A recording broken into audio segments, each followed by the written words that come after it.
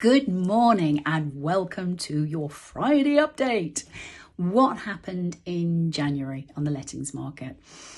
The lettings market itself is absolutely buoyant. Reason being, there are 30% less properties on the market. So we are achieving anything between 3 to 6% increase on rental.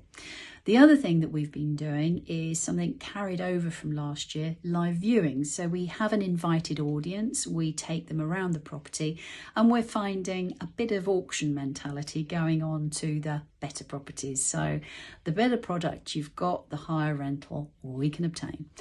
With regard to rental payments, last year it was very much a case that we saw 5% of our tenancies that needed help, 5% of our tenants that needed help, either they were furloughed or made redundant.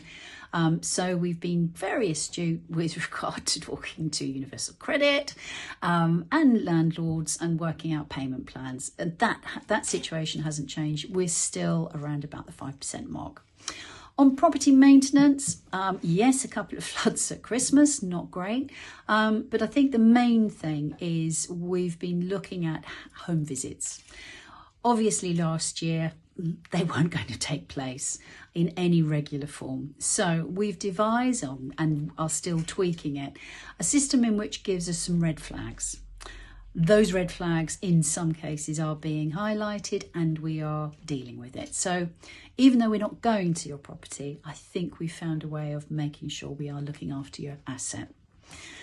There've been a couple of legal bits and pieces going on, which is quite nice. Stamp duty it looks like it may be staged as opposed to stop absolutely on the 31st. When I say stop, the discount will be stopping. Both sides of the house seem to agree that it was a bit daft that there was going to be this immediate cut-off. The Renters Reform Bill. This is the bill that will get rid of the Section 21. That's really been kicked into the long grass, so we're really not expecting to hear much about that much before 2022. And finally, you may have heard about a model tenancy agreement. And this is something that the government's had in play, I suppose in some respects, for a while. It is not law, it is a suggestion.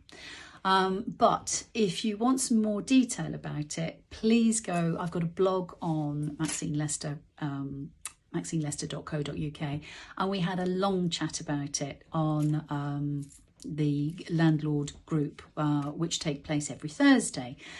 In the main, the big issue there is a default, a clause where the landlord will allow a pet. As I say, it's a big subject, but just to make you aware, it is not law. So thanks a lot for listening. Look forward to catching up again next Friday. Make sure you wash your hands.